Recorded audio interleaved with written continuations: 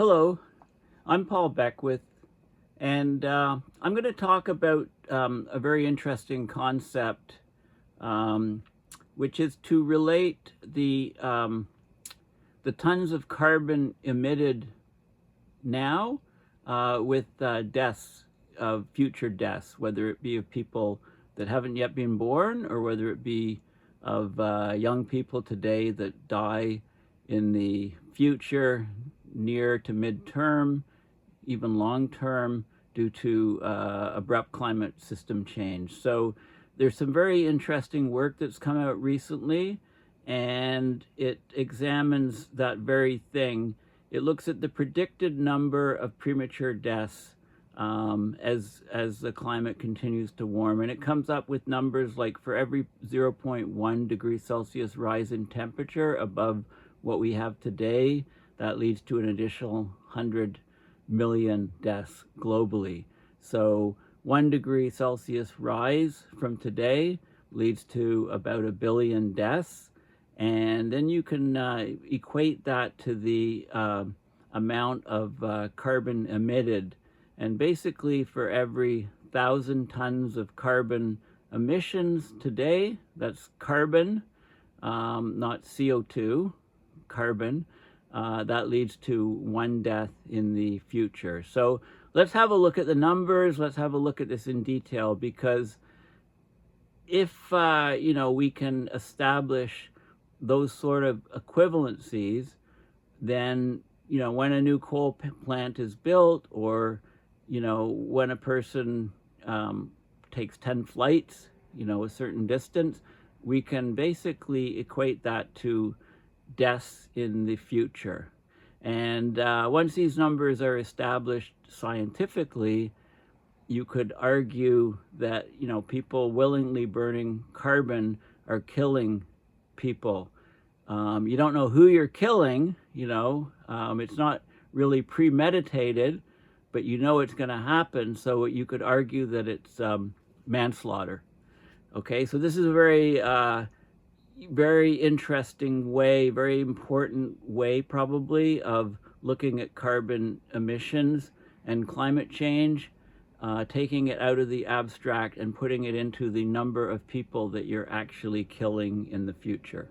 Okay, so let's have a look at the studies, the peer-reviewed papers that have just come out. Okay, so what I did here is, this is called the 1,000-ton rule, if you like, is what I just Googled, and it came up with these recent papers. Here's the amount of carbon burned. Well, this one I want to look at first. So this is the probability here, and this is the predicted number of premature deaths due to anthropogenic global warming of +2 degrees Celsius. So this is 1 degree Celsius or slightly less beyond where we are today, and the peak is 1 billion people. Okay, it's a normal distribution. So a standard deviation away, you get this would be 0.3 billion people or 300 million people. This would be 3 billion people, and then in the wings here we get 10 to the 8th premature deaths, which is 100 million premature deaths here, and we get 10 to the 10th or 10 billion premature deaths, and this is basically all of the people on the planet in this case. Okay, so this is an image that's in the paper I'm going to discuss, or one of the papers.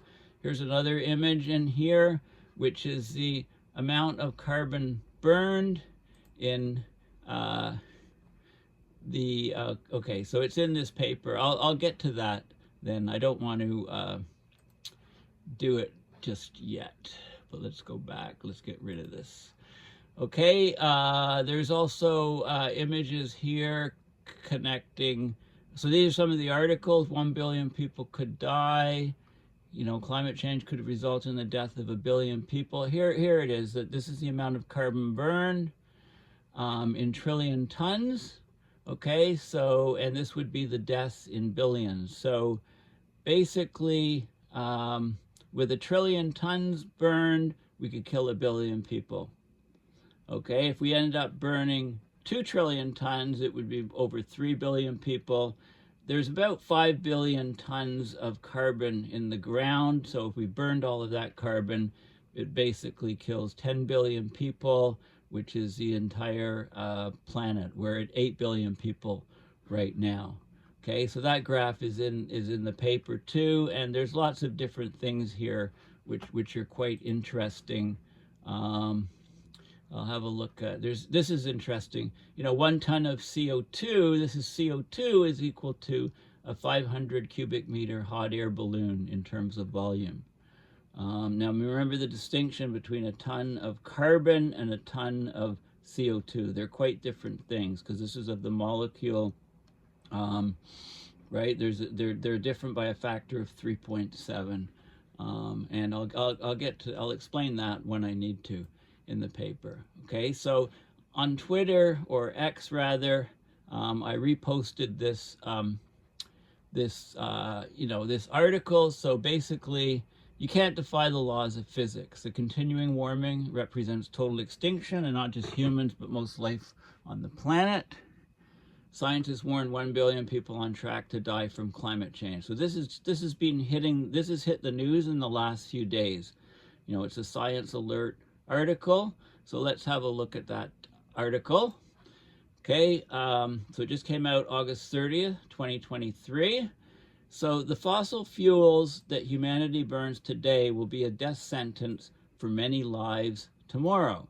So this paper is a review of 180 articles on the human death rate of climate change. And it leads to very, very distressing conclusions. So over the next century or so, conservative estimates, these are very conservative estimates, they suggest 1 billion people could die from climate catastrophes, possibly more. As with most predictions for the future, it's based on several assumptions. So one is a rough rule of thumb. It's called the 1,000-ton rule. Okay, so every 1,000 tons of carbon, that's of carbon, not of CO2, that humanity burns is said to indirectly condemn a future person to death.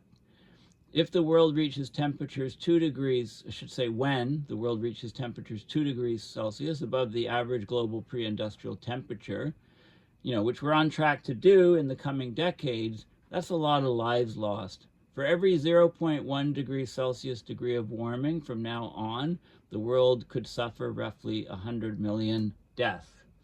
Okay, so if you take this 1,000-ton rule seriously, and I'll show how it's derived in a paper, if you run the numbers, anthropogenic global warming equates to 1 billion premature dead bodies over the next century. And this paper is by an energy specialist from the University of Western Ontario in Canada. So he says, obviously, we have to act, and we have to act fast. The human death rate from climate change is extremely tricky to calculate, even in the present day. Okay, so the UN reports that every year environmental factors take the lives of 13 million people, but it's not clear how many of these deaths are directly or indirectly due to climate change. Okay, in fact, about 10 million people it's basically particulate air pollution that kills them. Some experts argue that abnormal temperatures on their own may already claim as many as 5 million lives a year, and I'll talk about that paper. Part of the problem is that the global effects of climate change are manifold. There's many parts to them. There's direct, there's indirect, and anything in between, if you like. Crop failures, droughts, flooding, extreme weather, wildfires, rising seas can all impact human lives in subtle and complex ways. So predicting the future death toll of these climate catastrophes is inherently imperfect work, but it's worth pursuing. It's worth doing the scientific analysis to try to figure out what's going on, because this, putting emissions and temperature rise in terms of future deaths, is very, very, it's a very important way of talking about climate change, because it makes the numbers easier for the public to digest. It also underlines how unacceptable our current inaction is. global warming is a fact of life or death for a billion people, says Pierce. Well, I'd go further. I'd say it's a matter of life or death for the entire planet, for 8 billion, or the 8 billion people that currently exist on this planet. As predictions of climate models become clear, the harm we're doing to children and future generations can increasingly be attributed to our actions. There's lots of attribution studies.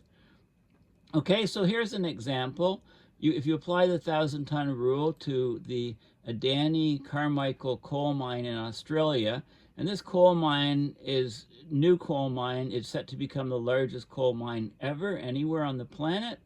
If the reserves are burned, the authors say it could cause the premature deaths of about 3 million people in the future, just that one coal mine. Many of those who will die are already living as children presently in the global south. So burning the Carmichael coal will cause their future deaths with a high probability. Okay, so technically the 1,000-ton rule does not take into account possible climate feedback loops. It doesn't include feedback loops or tipping points. So those things make things even more faster and make the present situation even more dire. The rule is actually an order of magnitude estimate, which means it's more of a range. So somewhere between 0.1 to 10 deaths occur per 1,000 tons of carbon burn. Okay, so we're saying it's one future death, but it could actually be 0.1, a tenth of a person, or it could be 10 people. It's an order of magnitude, but it gives us something to work with. Okay, it leaves a lot of room for scenarios that are even more dire than the one outlined in this paper. So when climate scientists run their models and then report on them, publish papers on them, everybody leans towards being more conservative because no one wants to sound like Dr. Doom. We've done that. They've done that too here in this paper. It still doesn't look good. So when you take very conservative approach, it still doesn't look good. So let's have a look. This is another article. Okay, so Western University in Canada, it's a news article from the university on this research. So climate changing human activity may cause 1 billion deaths. We need aggressive energy policies to decrease carbon emissions to minimize the loss of lives, says a new study. Okay, so this is Joshua Pierce. He's one of the authors on this Western study. So basically he's saying it's mainly richer humans that will be responsible for the death of roughly 1 billion, mainly poorer humans over the next century. The oil and gas industry, which includes some of the most profitable and powerful businesses in the world, is directly and indirectly responsible for more than 40% of carbon emissions, impacting the lives of billions of people, many living in the world's most remote and low-resourced communities. Aggressive energy policies to enable immediate and substantive decreases in carbon emissions is needed. A heightened level of government, corporate, and citizen action to accelerate the decarbonization of the global economy, aiming to minimize the number of projected human deaths in the future. Such mass death is clearly unacceptable. It's pretty scary, really, especially for our children. Now, we're not behaving this way, okay? Our society is saying that mass death in the future is acceptable because it continues to subsidize fossil fuels. Corporations that are mining fossil fuels and selling them and making obscene profits are capitalizing on money now and will be directly or are directly responsible for mass deaths in the future. Okay, that's the bottom line. Okay, so this looked at 180 articles from the scientific literature. Co-author was a guy, Richard Parncut, from the University of Graz in Austria. It was published in the peer-reviewed literature. The human mortality costs of carbon emissions converged on the 1,000-ton rule. So one future premature death is caused every time approximately 1,000 tons of fossil carbon is burned today. So energy numbers like megawatts or gigawatts, they mean something to engineers and scientists, but not to most people. So it's important to look, and same with parts per million of CO2, same with a few degrees, doesn't sound like a lot. Body count is something that we can all understand. Okay, if you take a scientific consensus on the 1,000 ton rule seriously, run the numbers, anthropogenic global warming equates to 1 billion premature dead bodies over the next century. So we have to act, and act fast. Okay, so yeah, and again, it's an order of magnitude best number. Okay, it could be between a tenth of a person and 10 people per 1,000 tons. So if you take, one person dying in the future due to 1,000 tons, 1 ton will kill 1/1000th of a person, or a milli person, or a milli-life, if you like. So that's another concept to consider. Okay, so let's look at the population today, right now. This is Worldometer. If you just Google world population today, this is the current world population, basically real time. It has all kinds of stats by country, top 20 largest countries, etc.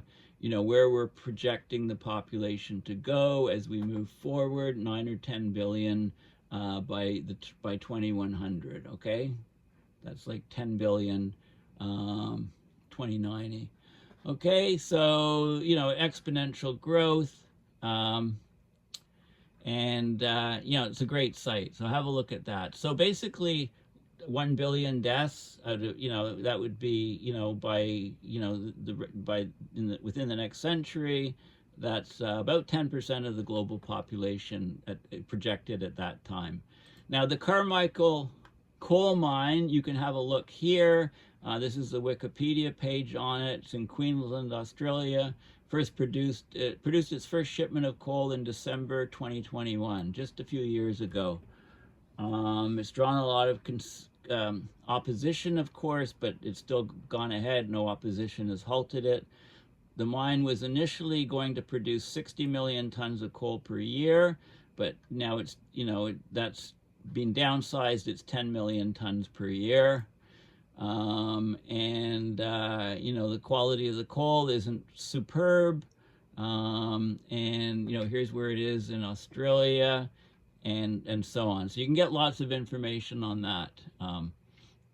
Okay, so here's the paper, which was just came out, Quantifying Global Greenhouse Gas Emissions and Human Deaths to Guide Energy Policy. So let's have a look at this paper in detail.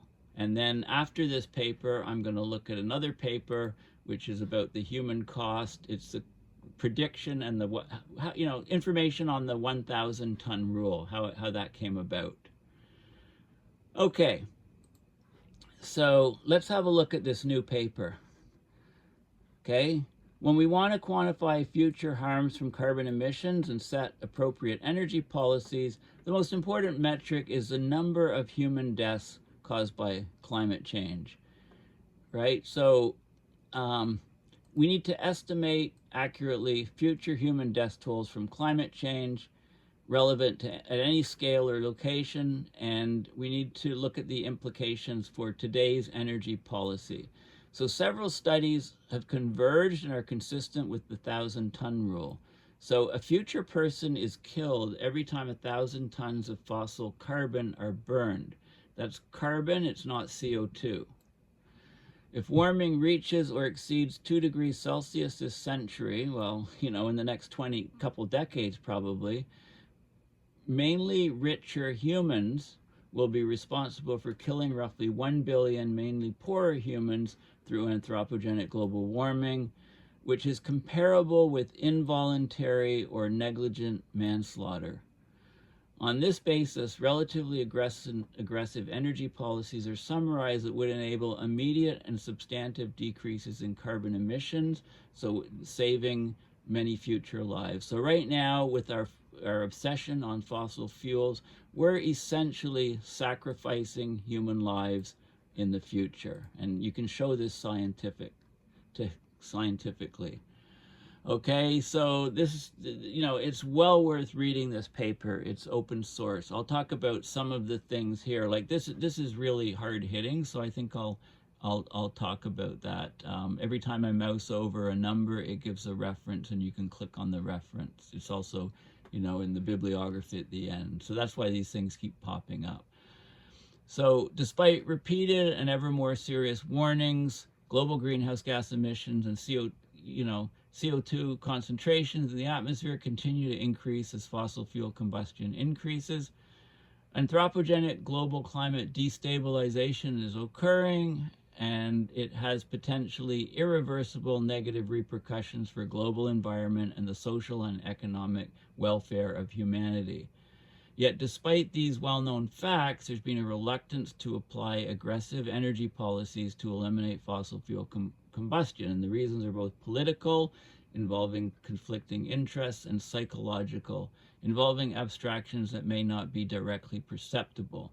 So climate change causes human deaths in diverse ways. It can be divided into direct, indirect, intermediate, indirect, and their interactions. So intermediate, it's in between the two, basically. Direct mortal effects of climate change include heat waves, which have already caused thousands of human deaths by a combination of heat and humidity, wet bulb temperature greater than 35, such that the human body can't cool itself. Actually, studies show that wet bulbs greater than about 31 or 32 will be fatal for most people. Intermediate causes of death. So these are intermediate between direct and indirect, and they classify like crop failures, droughts, flooding, extreme weather, wildfires, and rising seas. Of course, crop failures can exacerbate existing socially constructed global hunger and starvation. More frequent or severe droughts can lead to more frequent and severe wildfires that also cause human deaths, of course. Think of the recent fires in Hawaii. Droughts lead to contaminated water, diseases, and deaths from dehydration. The IPCC 2022 AR6 assessment report predicted that drought would displace 700 million people in Africa by 2030.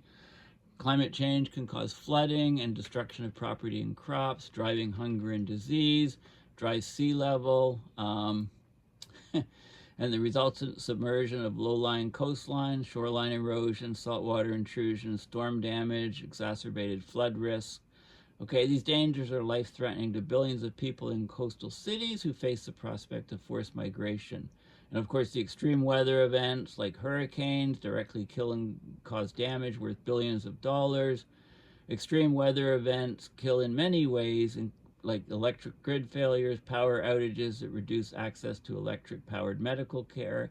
Indirectly, climate change increases the probability of conflict. It increases the number of climate refugees, so countries further from the equator might increasingly refuse to offer safe havens or asylum. In a worst case, complete social collapse is possible. So the most important consequence of climate change for humanity is human deaths, right? The value of human life must be considered the foundation of all human values, as reflected by the universal legal importance of crimes such as murder, manslaughter, and genocide. Okay, human deaths are a very serious thing to humans, obviously. So when attempting to quantify the future harms caused by carbon emissions, the number of human deaths caused by climate change is probably the most important metric. So there's a philosopher, John Nolt, and in his paper, he said climate change can cause large numbers of casualties, perhaps extending over thousands of years. Casualties have a clear moral significance that economic and other technical measures of harm tend to mask. They're universally understood. Other measures of harm are not. So the harms of climate change should regularly be expressed in terms of casualties by such agencies as the IPCC, Working Group 3, in addition to whatever other measures are used. Casualty estimates should furthermore be used to derive estimates of casualties per emission source up to a given date. Okay, there'll be wide margins of error, but we need to do this. This will add substantially to humanity's grasp of the moral costs a particular greenhouse gas emission. So casualties, could be deaths, injuries, or illness. In the medical literature, these complexities are normally dealt with using something called the disability adjusted life year, which is a measure of the overall disease burden expressed as the number of years lost due to ill health, disability, or early death. Okay, so it's a useful tool to quantify human damage from environmental pollution. Since the World Bank first published the daily concept in 1993, the use of life expectancy estimates, disability weights, age weighting, and discounting has evolved. But so this is one way that people do it. But this review is mostly looking at, it's not casualties, it's looking at deaths, because you can relate, injuries and illness based on the total number of human deaths. It's human deaths, that are being looked at, human death tolls. Okay, so the 1,000-ton rule, basically, this is very important. It's a really good way of looking at it. Okay, it's a way to quantify carbon emissions in terms of human deaths. Everybody understands human deaths. Okay, so a future person is killed every time humanity burns 1,000 tons of fossil carbon. And this is derived from a simple calculation. Burning 1 trillion tons of fossil carbon will cause 2 degrees Celsius of anthropogenic global warming, which in turn will cause roughly 1 billion future premature deaths spread over a period of roughly 1 century. On the assumption that 2 degrees Celsius of warming is either already inevitable, given the enormous political and economic difficulties of achieving a lower limit, or intended, given that the business plans of big fossil fuel industries make it inevitable, it can be concluded that burning 1,000 tons of fossil carbon causes 1 future premature death. Okay, the numbers 1 billion and 1,000 are both very approximate. Okay, 1 billion for the total death toll of 2, and 1,000 for the amount of carbon that needs to be burned to cause 1 death. They're both order of magnitude estimates, but they're consistent with diverse evidence and arguments. Okay, so before 2022, humans burned about 0.6 trillion tons of fossil carbon, and that caused a global temperature increase of about 1.2 Celsius. Now, it's interesting, about the same amount of carbon that we emitted before 2022 is currently part of living things on the planet. So all living things on the planet, they contain about 550 billion tons of carbon, and we burned about that much, before 2022. The carbon budget of 2 degrees Celsius of anthropogenic global warming is about 1 trillion tons. So if humanity burns that amount altogether, the global mean surface temperature will rise to 2 Celsius. Okay, so that's about, for a rise of a degree Celsius, that's going to cause about 1 billion deaths. So a rise of about 0.1 Celsius causes 100 million deaths. Okay, about 5 trillion tons of carbon is currently available in the Earth's crust, about 5 trillion tons. So remember that graph I showed you at the beginning, 5 trillion tons? So that would increase the temperature 10 degrees Celsius, and that would basically kill about 10 billion people, so that basically threatens human extinction, okay? That's what these numbers show. So if you divide 1 trillion by 1 billion, you get 1,000 tons. That's the amount of carbon that needs to be burned today to cause a future premature death in the future, in the future. So 1,000 tons, the 1,000-ton rule. It's been clear for a decade or more that the final death toll due to anthropogenic global warming will be much greater than 100 million or 1 million per year for a century, an extreme best case. Okay, and I showed you the curve, that was the bell curve that was on the far left. The final death toll in a 2 degrees Celsius warming scenario will certainly be much less than 10 billion, which is a predicted global human population in 2100 in the absence of anthropogenic global warming. Okay, so these predictions on population ignore global warming clearly. Climate change clearly represents a global catastrophic risk to food supplies, only a small minority are suggesting that 2 degrees Celsius of warming would cause human extinction. Warming of well over 2 could indeed cause natural climate feedbacks to get out of control, leading eventually to human extinction. So they're talking about it in these peer-reviewed papers.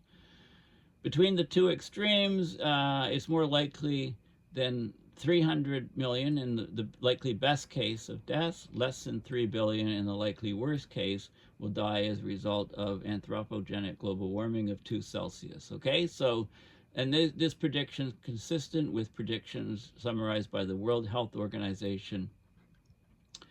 Okay, so there's convergent evidence of the 1,000-ton rule. Okay, and then you can look, you know, so other people have called it the, okay, so let's just keep going. Okay, so, you know, you can look at a single country's emissions, like US, for example.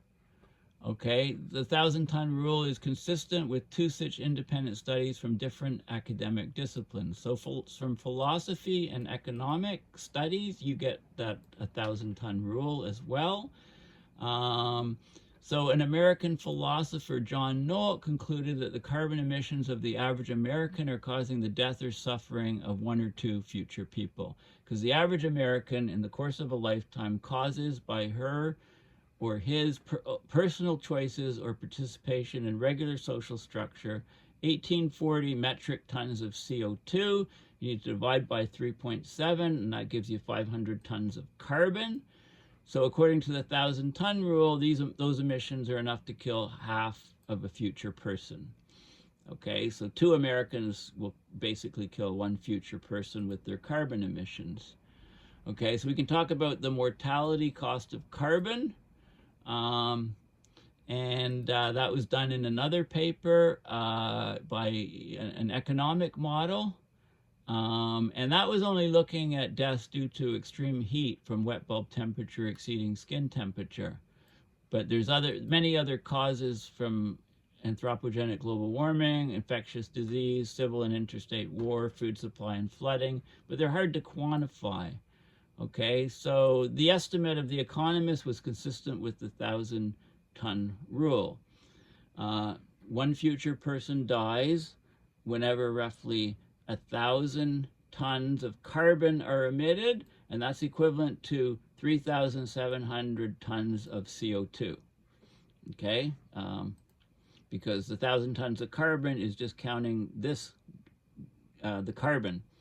When, you know, carbon in the form of CO2, it would be 3,000 tons of CO2. So 3,007 tons of CO2, in other words, is equivalent, contains 1,000 tons of carbon.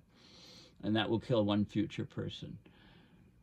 Okay, so, you know, there's another paper that talks about the temperature niche, and I covered this in a video. You know, each degree of temperature rise above the current baseline corresponds to about 1 billion humans left outside the temperature niche, absent migration. You know, and again, this is consistent with the rule. So with 2 degrees Celsius of warming, 2 billion people would be outside the niche.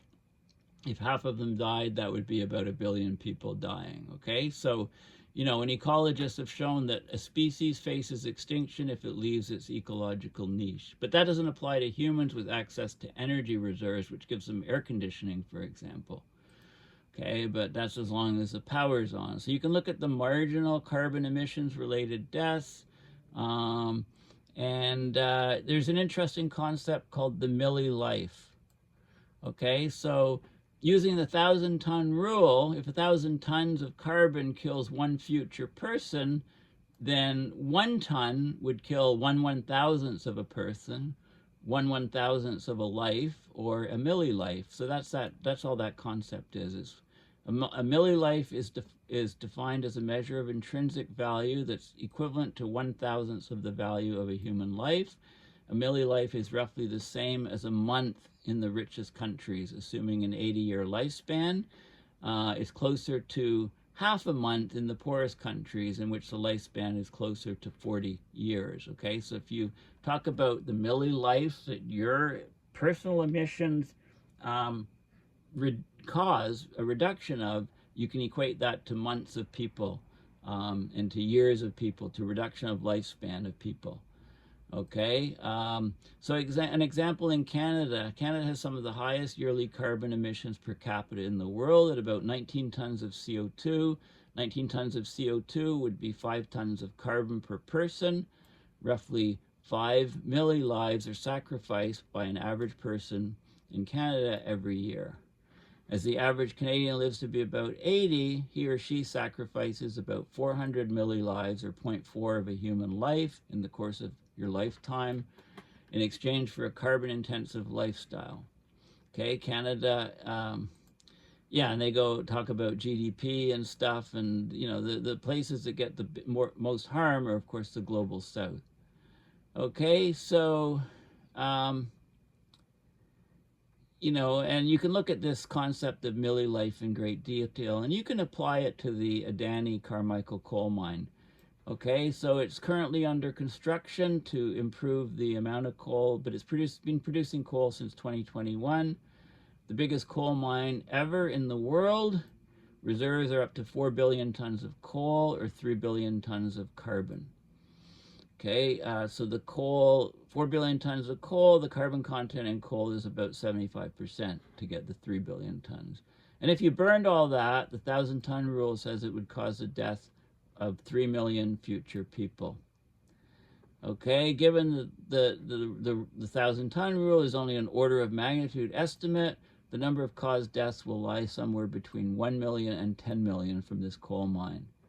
Currently, 10 million tons are being mined per year, equivalent to 7.5 million tons of carbon, or 7,500 sacrificed human lives from the coal mine.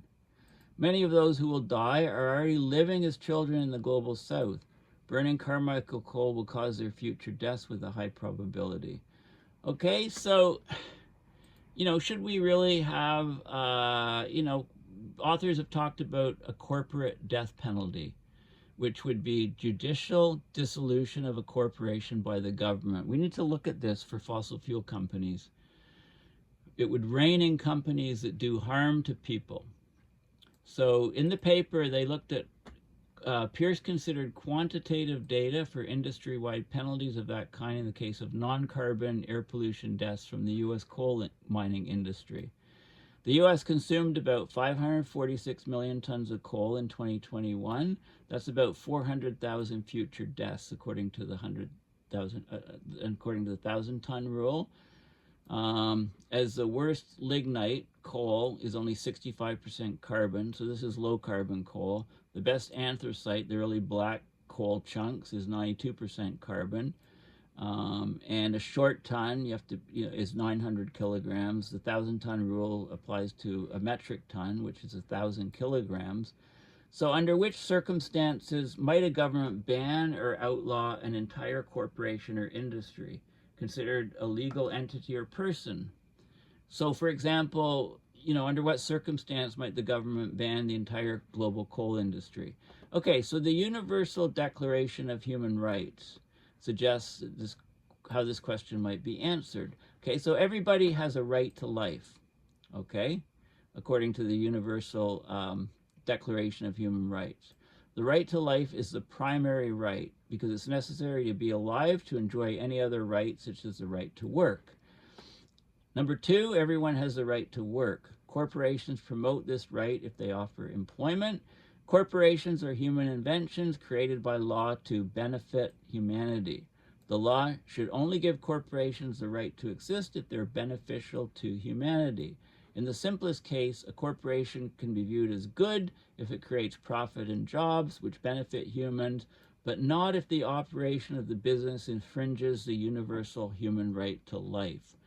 Ideally, a company should not cause any human deaths at all. If it does, those deaths should be justifiable in terms of improvements to the quality of life of others. This is a very important point. So a company that builds a bridge might risk a future collapse that would kill 100 people with a probability of 1%. So in this case, the company accepts that on average, one future person will be killed as a result of the construction of the bridge, right? 100 times 1% is 1. It may be reasonable to claim that the improved quality of life for thousands of or millions of people who cross the bridge justifies the human cost, okay? So these cost-benefit analysis in terms of human life are very important to consider. Engineers do it all the time when they look at safety factors of things that they build. But fossil fuel industries are causing far more future deaths than that. So it raises the question of the point at which the law should intervene. As a first step to solving this problem, it's being proposed that there's be a rather high threshold generous towards the corporations. So a company does not have the right to exist if its net impact on human life. For example, a company industry might make products that save lives like medicine, but do kill a small fraction of users. So if the company, it kills more people than it employs, that could be a requirement. So the number of future premature deaths per year from a company could be said to be less than the number of full-time employees. So if you look at this criterion on the entire industry, if the industry kills more people than it employs, and then primary rights, life, are being sacrificed for secondary rights like jobs or profits, and the net benefit to humankind overall is negative. This is very important because you hear about jobs, jobs, jobs. You need jobs. Well, you need to look at the deaths, the mortalities of future people that are being killed.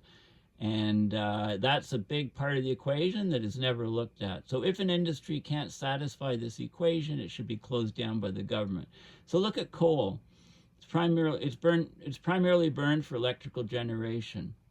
Coal-fired power plants pollute the air with a combination of greenhouse gases, particulate matter, heavy metals, etc. So the poor air quality causes mortality and morbidity effects on all these respiratory, cardiovascular, urinary, nervous, and digestive systems. So the coal industry kills people by polluting the air that they breathe. Fossil fuel-related air pollution was responsible for 10.2 million excess deaths globally in 2012 due to PM 2.5 particles from the source. Okay, 62% of the deaths were in China, which was 3.9 million deaths, and India was 2.5 million deaths. In the US, about 52,000 human lives are sacrificed per year to provide coal-fired electricity. Now, in the US, there's less than 52,000 people working in the coal industry. It was 51,795 people in 2016. It's less. So the number of people killed is greater than the number employed. The US coal industry doesn't satisfy this equation, so it should be shut down. Okay, it should just be shut down. It's simple, simple attrition, causation and attribution. Okay, so the question is, why is coal still burned in the U.S. even though 52,000 Americans die from coal-related air pollution every year? A possible answer is attribution. It's challenging to establish a causal connection between a given coal plant and the death of a specific future person. So instead of, to overcome the challenge, you need to look at the 1,000-ton rule. Okay, that's quite clear.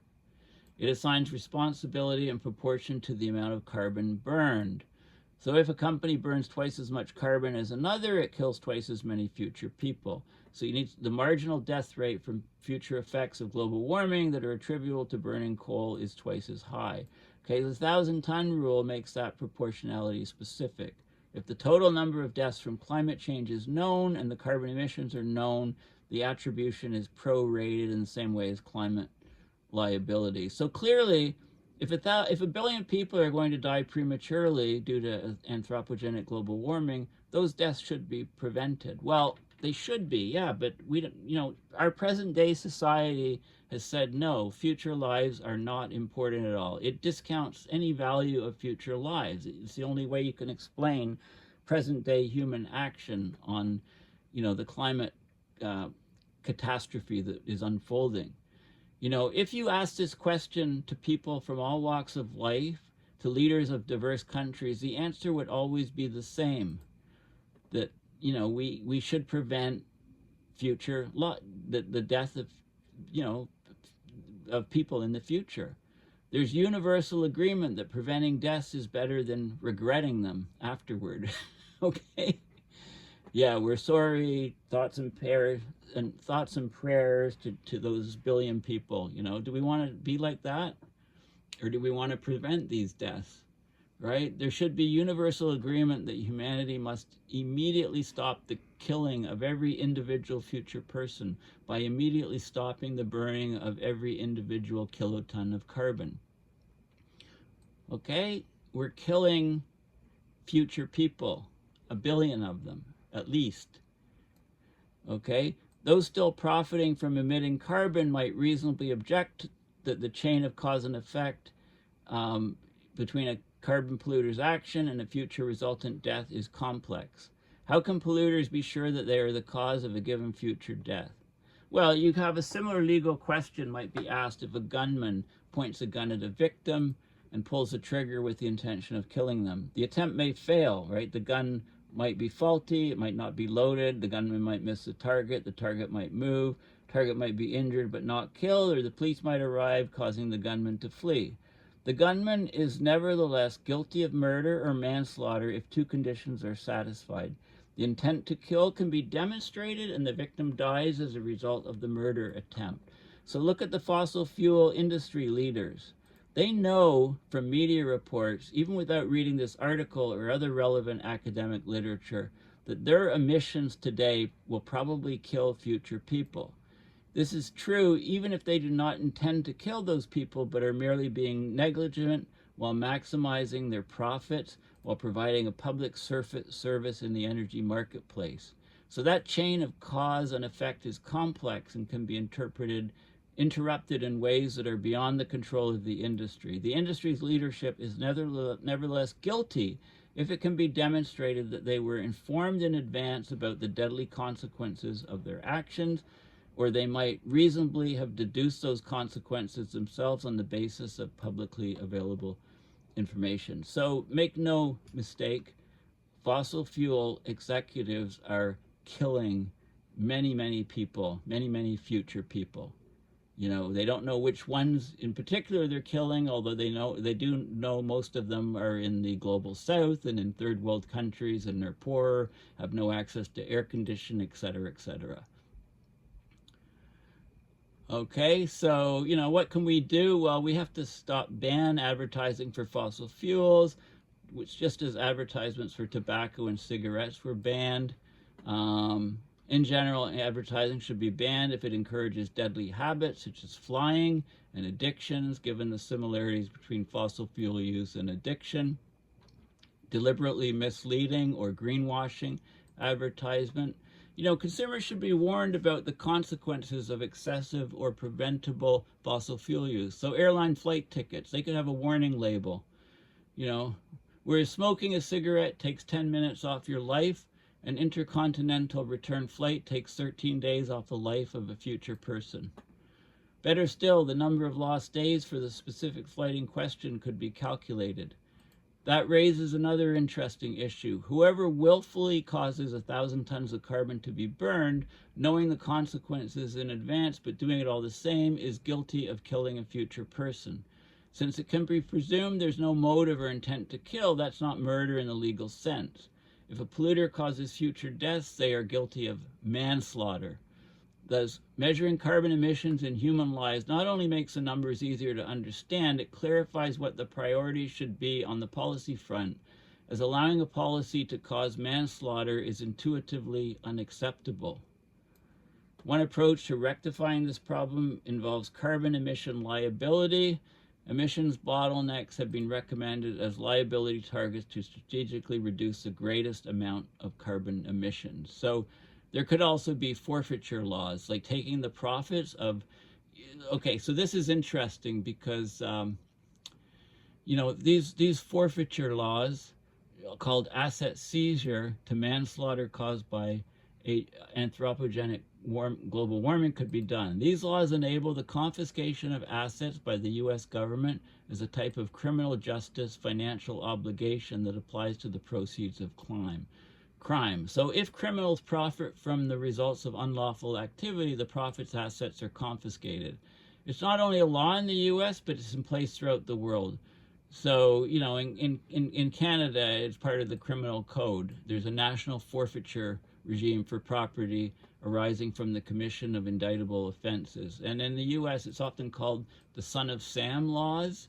So in the U.S., the Son of Sam laws, it refers to laws designed to keep criminals from profiting from the notoriety of their crimes and often authorize the state to seize funds earned by the criminals to be used to compensate the victims. So Son of Sam, the murderer, Son of Sam, goes to jail, writes a book on all of his exploits. The book sells a lot.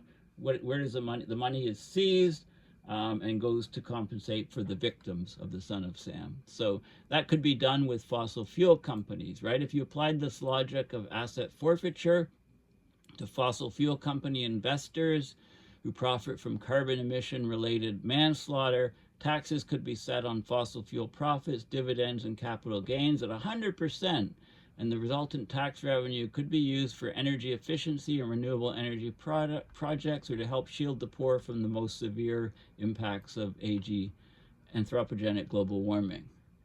Okay, so that's another way of doing it. And it goes into, some of the ways to reduce carbon and the differences between 1.5 and 2 degrees Celsius. Here's some more information. At present, the yearly death rate due to AGW is about 1 million probably. It's hard to estimate because it kills in diverse ways. The death rate is probably 300,000 per year in 2009, increasing steadily since then. 1 million deaths per year. At some point in the future, the death rate from various effects of anthropogenic global warming will overtake the number dying from air pollution. So currently, 7 million people, 7 to 10 are dying yearly from air pollution, either indoor or outdoor. So you can look at the victims may die at any age, but they're predominantly very, very young people, very old people. They're more vulnerable. The UNICEF looked at introduced the Children's Climate Risk Index. The death rate relative to the population of children will be much higher, and they looked at countries where they expect the death rates to be much, much higher.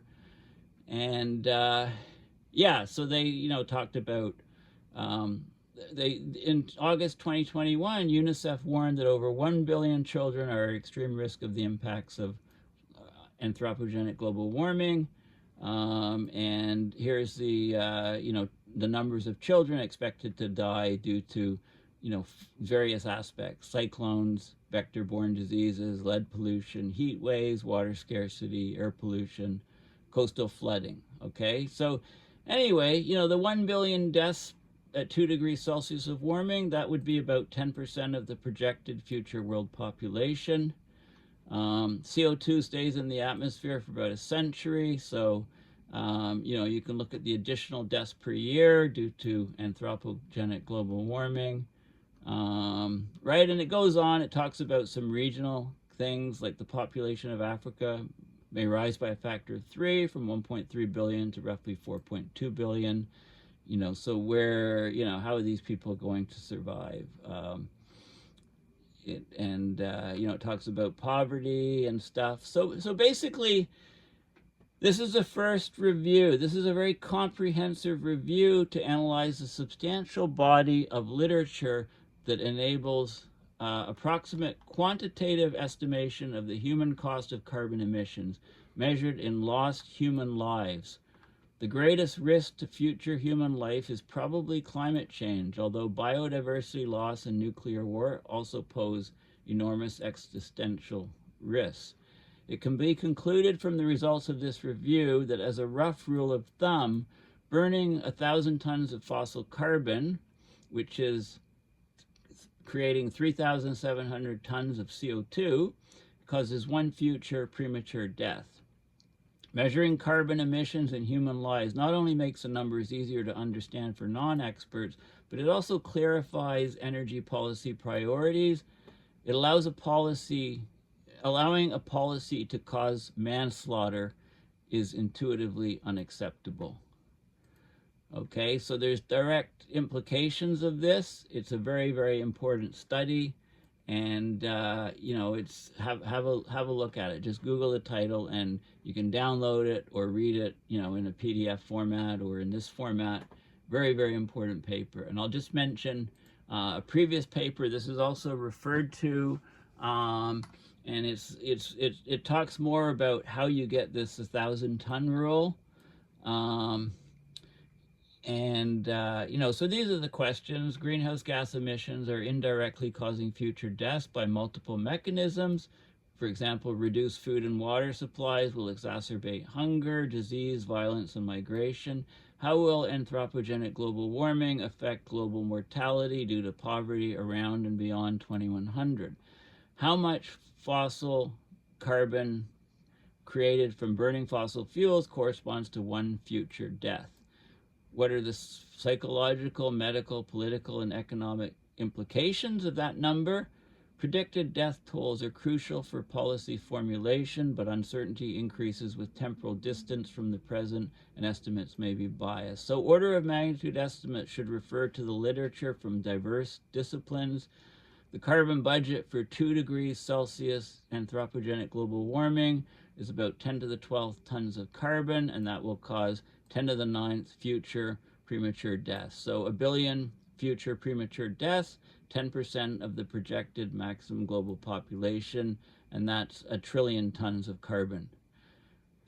Okay, so that's basically the bottom line. And, there's lots of good stuff in here about how you derive at those numbers, a lot of philosophy in here, a lot of science in here, mechanisms for people dying, and so on. And I'm just going to go to some of the graphs which I've already showed you. Are they?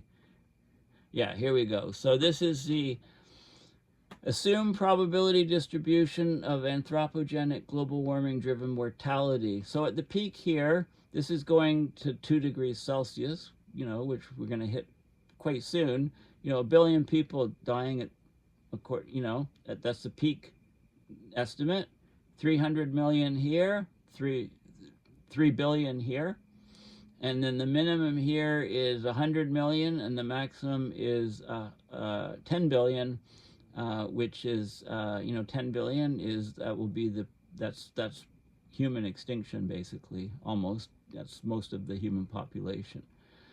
Okay, and there's some other plots here. So this is global death rate, millions per year. The lower line is deaths due to poverty without AGW, and this is with anthropogenic global warming. Okay, and the 1,000-ton rule, here's the amount of carbon burned in trillions of tons. This is what's buried in the ground. So there's enough carbon buried in the ground. If we burn it all, it's projected to kill 10 billion people, basically everybody on the planet. The projected number of people on the planet by 2100. And here's where we are. If we burn the 1 trillion past 2 degrees Celsius, we're killing at least 1 billion people. If we burn half of it, we're wiping out about half the global population. Okay, so that's what the hard numbers say, and there's a lot of other detail here, and I'm not going to go into this because I'm running up to my, I don't want the video to take forever to do. Here's something that links the mortality of 5 million deaths a year due to abnormal temperatures. Okay, so this study from a couple years ago is saying we're getting 5 million extra deaths a year just because of the temperature extremes. This is the paper that it comes from, a modeling study, and there's loads and loads of figures and data and stats on global mortality, annual average excess deaths due to non-optimal temperatures, and so on. And maps and all kinds of details if you want to go into that extra detail. I just want to close with this. The fact that we're here is kind of amazing because population, some genetic studies recently, they show that population collapse almost wiped out human ancestors. So from genetic DNA analysis, it indicates that at least 800,000 years ago, the number of breeding individuals sank to as few as 1,300. Okay, so they analyzed the genome, the DNA of 3,000 living people today. It suggested that our ancestors' total population plummeted to about 1,280 breeding individuals, and that occurred for about 117,000 years. So an extreme climate event could have led to the bottleneck that came close to wiping out our ancestral lines. Okay, so it's basically very lucky that humans survived at all. I guess you could say it's unlucky to every other species on the planet if we wipe them all out with climate change. Okay, so it's an interesting scientific study, and I did have a look at it. So, here, today, more than 8 billion human beings are on the planet. We dominate Earth's landscapes. Our activities are driving large numbers of other species to extinction. Had a researcher looked at the world sometime between 800,000 and 900,000 years ago, the picture would be quite different. So a new model looking at the genetics that predicts past human population sizes from the genomes, the human genomes, and there was a reduction of population size of our ancestors from about 100,000. So we were at about 100,000 individuals, and then we dropped down to about 1,000 individuals, and that persisted at about 1,000 people just for 100,000 years. And that coincided with major climate change occurring. Okay, so more specifically, between 930,000 and 813,000 years ago, okay, that's a 117,000 year period, the genetics is showing that there were only 1,280 breeding individuals. That's it. And so we had a brush with extinction at that time period. Now we're 8 billion people, and it looks like we're going to have a brush with extinction, in the coming decades. Okay, well, thanks for listening. Very, very important studies, and it's just a brilliant way to look at it. Put the carbon emissions and put the temperature rise in terms of human mortality in the future, and use those numbers all of the time when you're talking about building a new coal plant. What will the emissions be? How many people will it kill in the future? And we need the law and legal methods to stop this extinction. I mean, we're not, the extinction is not just happening. We're doing it. We're creating it, and we can get good scientific information on how many people we're actually killing by everything that we're doing today. Okay, we're actually killing them. It's homicide. Okay, so how we're not a sane civilization, basically.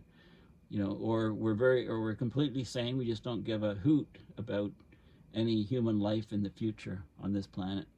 Okay, thanks again for listening, and bye for now. Oh, yeah, please consider going to my website, paulbeckwith.net, and donating to my PayPal to support my research and videos. Or, I've also got a Patreon account. You can become a Patreon supporter. I took a bit of time off end of the summer, but I've got a whole slew of videos in the pipeline. And I'll also do videos on some of the books I've been reading, both fiction and nonfiction. And, please in the comments suggest things that you want to see me do videos on. Okay, bye for now.